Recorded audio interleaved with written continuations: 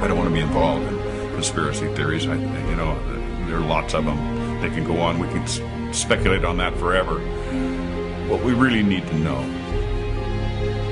is how those buildings came down. World Trade Center 7 collapsed because of fires fueled by office furnishings. It did not collapse from explosives or from fuel oil fires. To undermine scientific integrity is to undermine our democracy. This is what NIST has done, denied and ignored crucial evidence. The American people absolutely need the truth of 9/11. More than 1,500 architects and engineers and 12,000 others, including many scientists, have signed the petition calling for a scientific investigation of the destruction of the Twin Towers and World Trade Center Building 7.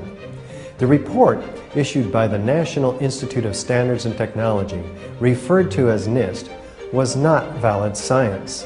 They're talking about a single columnar collapse or failure that resulted in a total collapse of the building. Building number 7 descended in free fall for the first 100 feet, which means that there was absolutely no resistance to the descent whatsoever.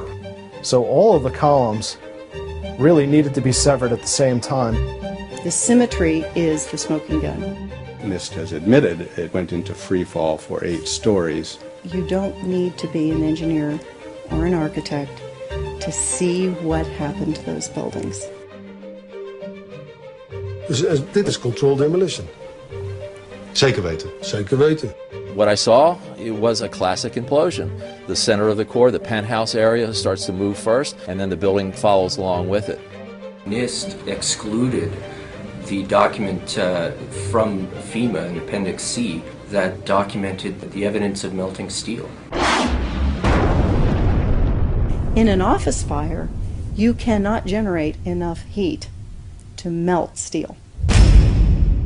There were these iron microspheres present in all of the dust samples. They needed to have been formed in extremely high temperatures.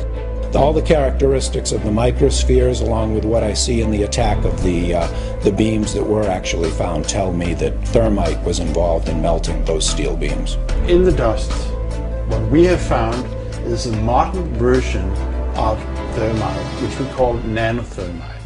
NIST concedes that they found no evidence for explosives. So then we asked them, well, did you look?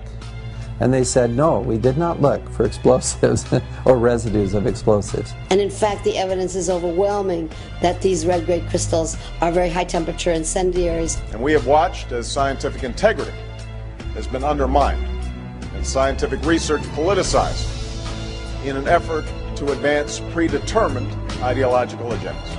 If this is a crime, I think everybody agrees it's a crime. Evidence was removed from the scene of the crime. You can't do science when you are deprived of the evidence and when your hypothesis is the least valid instead of the most likely. When the most likely hypothesis in the case of Building 7 wasn't even mentioned. This is not science.